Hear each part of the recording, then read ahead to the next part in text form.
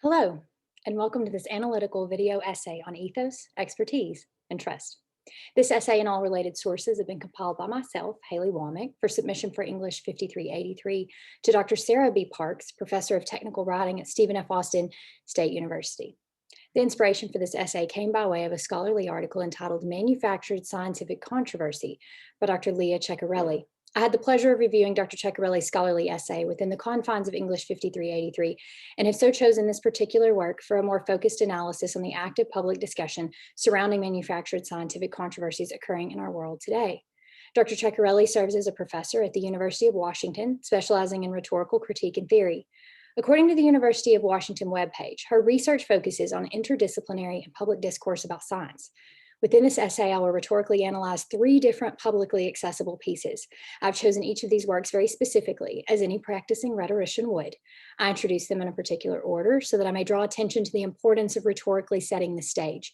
Please keep an eye on the analysis itself, as that is the focus on this essay. In a world where we all have so much to say, it's important to remember that often the way in which we receive this information really comes down to how it is rhetorically presented. So let's dive in. Our first video review comes directly from the public platform of YouTube and centers on a most unlikely expert. In this video, for which the link is posted below, we meet Hailey Bieber. According to the host, Hailey Bieber, the 24-year-old wife of Justin Bieber, posted a video a couple of days ago where she's talking about her faith and what it's like to be a Christian in Hollywood. Hailey Bieber explains in her interview that being in this industry and believing what we believe in can be hard sometimes. We both, in different ways, work in an industry where I feel a lot of the time people misunderstand God and Jesus, and sometimes it can be difficult to be in this industry believing what we believe in. So let's take a look at this from an analytical standpoint. You will notice that oftentimes orators will introduce their speaker and include their credentials within such an introduction. The identification of credentials at the beginning of any interview serves as a powerful rhetorical tool. You'll notice this tool deployed in the introduction of this essay when I supplied credentials for Dr. Leah Ceccarelli. This introduction will set the precedence for all that is to come in the subsequent interview and could ultimately determine how well the shared information is received by a given audience. In this case, the credentials may seem somewhat ineffective in determining Hailey Bieber's establishment as an expert on this particular subject. What may a viewer determine from this introduction? Well, she's young, she's a celebrity, and she's married to a celebrity who has an established reputation within the world. Considering that so few celebrities align their faith with a belief in Jesus, this last credential may be the determining factor which qualifies her to speak. So what's it like being a celebrity who follows Christian faith? Hailey describes her personal experiences of interacting with other Christian believers and reveals that oftentimes she comes under attack from others in the body of Christ when she posts pictures of herself in lingerie she models for her career. She expresses confusion about Christians who choose not to show the love of God when they contact her online. So let's take a look at the analysis of her claims. The host of this piece summarizes the interview and follows up by stating, she should be able to understand and see where her critics are coming from because they are coming from the exact same place that she's coming from. Think about it. Think about how she's looking sideways and was confused by people who called her the worst kinds of names online and at the same time called themselves Christians. She was basically saying, if you believed in Jesus, then why would you act that way? But what she seems not to realize is that's exactly what the other Christians who criticize her are thinking when they see her taking provocative photos and then posting them online. They too are thinking, if you really believed in Jesus, then why would you act this way? So how does this particular video affect the analysis of Dr. Ceccarelli's work? Let's take a look. In lieu of analyzing Dr. Ceccarelli's scholarly article entitled Manufactured Scientific Controversy, let's view one of her more publicly available essays entitled Changing Everything About Science and Its Rhetoric. Before we dive in, I'd like to summarize the experience which brought me to pursue analysis of Dr. Ceccarelli's work. One aspect of her work came as somewhat of a surprise to me, and it's this facet that drew my attention for analysis and review. During our classroom discussion, it was made clear that more than one of the participants in the class believed Dr. Ceccarelli's work to present a neutral view regarding 3 controversies: Thabo Mbeki's prohibition on the distribution of ARV drugs to patients infected with HIV, climate change, and intelligent design. Participants in our class discussion posed the idea that, for all we know, Dr. Ceccarelli could be a proponent of intelligent design. If I'm being responsible in my analysis of Dr. Ceccarelli's work, I must look first and foremost at her credentials and the mastery of rhetoric that would most certainly occur for a professor who holds a graduate degree in rhetoric. The University of Washington identifies Dr. Ceccarelli as a rhetorical critic and theorist. Therefore, I must assume that Dr. Ceccarelli possesses expert mastery of rhetoric and therefore has also deployed the use of rhetoric within her published works. With that being said, I'd like to interject that there are a few discrepancies in her work if she is in fact attempting to be neutral in her claims. The first and most obvious rhetorical device she deploys is the juxtaposition of these three controversies. No supporter of intelligent design will precede its introduction with Thabo Mbeki's prohibition of the distribution of ARV drugs to HIV patients. Why, might you ask? Well, let's look at the facts. A study published in 2008 estimates that over 330,000 South Africans died prematurely as a result of the Mbeki administration's refusal to accept freely donated ARV drugs and obstruction of global fund grants, and 35,000 babies acquired HIV who would not have done so had the drugs been made available. This quote has been taken verbatim from Dr. Ceccarelli's essay, Manufactured Scientific Controversy. Any master rhetorician would understand that the introduction of a truly devastating controversy would, in fact, set the stage for authentic rhetorical influence on a reader's expectations of what they are about to read. A proponent for intelligent design would most certainly avoid juxtaposing the deaths of 330,000 people with the discussion surrounding the creation of the world.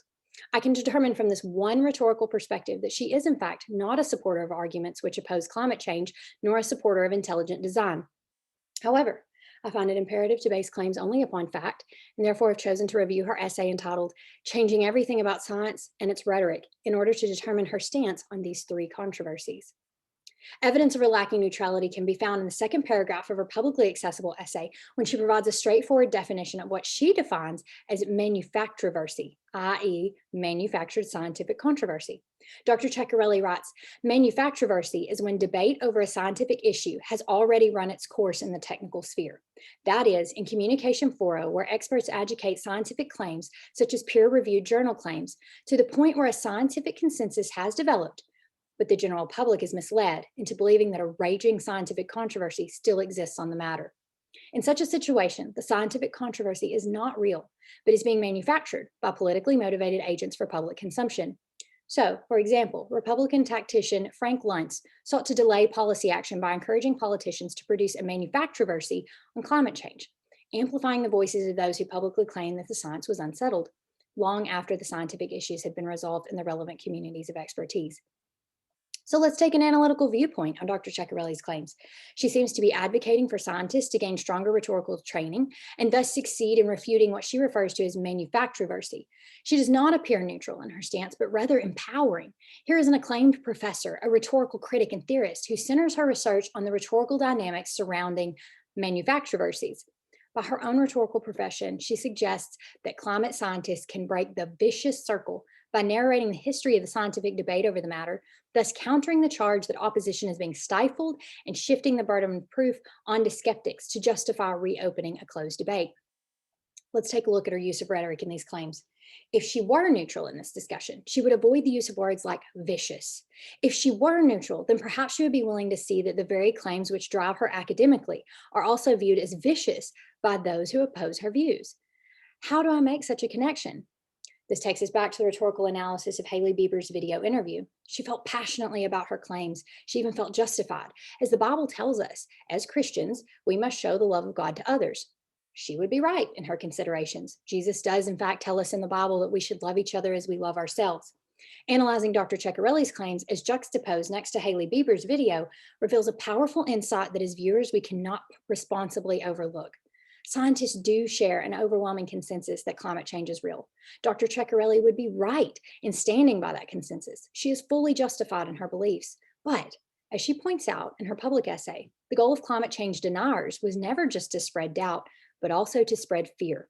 In this case, she is claiming that those manufacturing controversy will resort to harassing and intimidating climate change scientists as if they are doctors who perform abortions. Rhetorically, we must look at the public claims made by the proponents of climate change. In 2009, Senator John Kerry stated, "Scientists predict that in 5 years, we will have our first ice-free Arctic summer." I must admit that as a viewer, this comment generates a certain level of fear. John Kerry is a public figure who is speaking from a public platform when he knew that the entire viewership of a major media outlet was his intended audience. There's a pretty great time series image of the Earth on the NASA website, which shows satellite observations of the Arctic Sea each year from 1979 to 2020. I'll include the link below if you'd like to check it out. You will find that Carey's claim was completely off base and thus designed to invoke immediate reaction through rhetorically generating fear throughout society. I use his statement as a representation of many claims that have been made over the years about the looming doom of climate change. So let's look now rhetorically at Dr. Ceccarelli's essay, where she cites a quote from Jason Box, a glaciologist who got arrested for protesting the Keystone XL tar sands pipeline, as quoted in "Science Says Revolt." I thought it was most interesting that Ceccarelli included reference in her public essay to published material entitled "Science Says Revolt," as she essentially claimed in her scholarly essay that anyone who doesn't agree with the Big Bang theory is attempting to replace the stifling dominance of modern science with a view that is more consonant with Christian and theistic convictions in order to stage a revolution. Again, I feel this recalls the theme from the Haley Bieber interview, and that Dr. Ceccarelli is in fact deploying the very rhetoric in her own words for which she feels her opposition is using to both intimidate and harass climate change scientists. Proponents of climate change have launched an all-out attack on established industries on which we rely. Climate change scientists feel passionately, and according to their scientific consensus, they are justified in such radical passion. According to Ceccarelli's public essay, it appears that climate change supporters have reached a consensus that revolting against the traditions our society relies upon today is the best way to usher in the somewhat newfound science that climate change is imminent. Dr. Ceccarelli is right in her consensus with other scientists that climate change is real, but the tactics she cites as useful for progress in maintaining a claim on that consensus are verbatim to the tactics deployed by opponents to climate change solutions. The tactics she so openly despises and even goes so far as to call sleazy in her public essay. Ben Shapiro has launched many discussions in regards to the truth behind climate change discussion and has a 1-minute video posted on YouTube in which he introduces his new limited series, Debunked. Shapiro opens the trailer by stating, "Do you ever wonder why so many people seem to buy so easily into whatever it is the left is selling? Because the left makes these issues seem so morally clear." In the video, there appears an excerpt from John Kerry on MSNBC Live with a digital banner reading, "President takes executive actions on climate change." In the video excerpt, Kerry states, "This is so logical. I don't understand the opposition." Yet when we check the tactics for imposing change, which could affect climate change, we find that most of the suggested scientific solutions involve outlandishly expensive infrastructure, debilitating taxes, and a scientific consensus which agrees that these expenditures will not in fact relieve society of the forward progression of a changing climate. If you would like to take a deep dive into the truth of this discussion, check out Climate Change Hysteria Debunked with Ben Shapiro. This brings me to my third and final analysis, intelligent design. Foregoing Ceccarelli's claim in her scholarly article that supporters of intelligent design are those seeking special treatment in the schools for a claim currently rejected by the scientific community in order to jumpstart what they believe to be a potential scientific revolution are asking for an unfair advantage in the marketplace of ideas. Considering that the focus of this essay remains on the public forum, I would like to introduce Dr. Stephen C. Meyer, geophysicist, vice president of the Discovery Institute, and author of the New York Times bestseller, Darwin's Doubt. Dr. Meyer offers insightful reflection on his work to date during a Sunday special interview with Ben Shapiro, accessed through YouTube. From an analytical standpoint, Dr. Meyer checks all the boxes for ethos, trust, and expertise. Myers provides a detailed explanation for the science behind his studies. He states, "In order to determine whether or not that argument could be formulated scientifically, I had to dig a little deeper into how scientists go about reasoning about these origins questions, about events in the remote past. And oddly, one of the people most helpful to me in that was Charles Darwin himself. Because in the 19th century, he and his mentor, Charles Lyell, the great geologist, developed a method for investigating historical scientific questions, and they had a principle of reasoning they called the vera causa principle, or the idea that if you want to explain an event, the remote past, you should posit an event or cause which is known to have the powers to produce the effect in question. And as I began to think about that, I realized that it was possible to formulate a case for intelligent design in a strictly scientific manner using the method of Lyell and Darwin. Because as we think about the origin of information, the one thing we know is that it always arises from an intelligent source, whether we're talking about a hieroglyph inscription or a paragraph in a book or information embedded in a radio signal. Whenever you find information, especially if it's in a digital or alphabetic form, you trace it back to its source, you always come to a mind, not a material process. So using the same scientific method of reasoning that Darwin used, I came to a different non-Darwinian conclusion, which was that there is evidence of intelligent design, not just what the Darwinians called apparent design in the history of life. So if our theory is unscientific, then Darwinian theory would be as well. But I think both are scientific. I just argue for one and critique the other. In researching Dr. Meyer's credentials, I didn't find any reference to him acting as a mercenary scientist to discredit some overwhelming scientific consensus, as Ceccarelli has discussed in her scholarly article, in which she describes that scholars outside the field of rhetorical inquiry who have studied this tactic have told about the use and misuse of scientific uncertainty in the public sphere. She references an example from epidemiologist David Michaels, who details a number of cases where industries have deployed a strategy he calls manufacturing uncertainty, in which mercenary scientists are hired to skillfully turn what should be a debate over policy into a debate over science. In fact, I found this quite to the contrary. It appears that these so-called mercenary scientists have in fact targeted Dr. Meyer by referring to him on Wikipedia as an advocate of intelligent design, a pseudoscientific creationist argument for the existence of God. I thought this was an interesting way to define his work, considering that the actual definition of intelligent design by Dr. Meyer's profession is the first thing is to understand why, from the biological evidence, we make an inference to a mind of some kind. When we're reasoning about the history of life, we're using this Darwinian principle, a vera causa principle, or using our knowledge of cause and effect. So I've always said in the evidence of design and biology that the theory of intelligent design isn't an argument for God's existence, but it may have theistic implications. It's theistic friendly.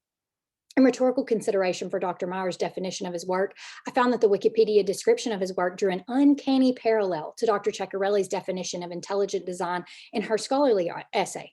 In fact, while she does not name Dr. Meyer directly, she does reference the Discovery Institute, where Dr. Meyer holds the position of vice president.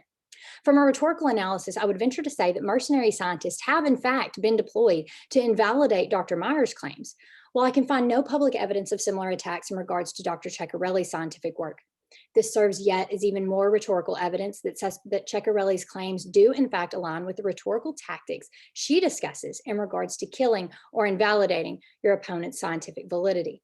In conclusion, I return to the initial interview with Hailey Bieber. The host of this video review poses an ideal concept that bears an overwhelming theme within both Ceccarelli's scholarly article as well as her public article. In reference to King David in the Bible, the host explains, what happened is David is like most of us. David can see the problem when someone else was doing it, but he wasn't able to realize when he was doing the exact same thing. The reality is that we are always the last ones to see just how much we're like those that we condemn and feel better than. This is why all of us need a savior, because it's easy for us to look down on others and feel a sense of superiority over them, since we believe that we wouldn't do the same things that they do. As a concluding note to this analysis, I would like to extend a petition for consideration to Dr. Ceccarelli. Perhaps if she were to take the position that we do all agree that climate change is imminent, and in an act of good faith, abandon all forms of rhetorical manipulation, it could be that we as a society could consider the best course of action for weaning society away from our more tragic past, and instead focus on utilizing her mastery of rhetoric to identify common misconceptions and the solutions currently being discussed by scientists. Perhaps, with the right application of rhetorical mastery, she could do more than incite a revolt within the scientific community, and instead play an active role in unifying the voice of our world in order to reach viable, sustainable solutions in regards to climate change. Thank you very much for lending an ear.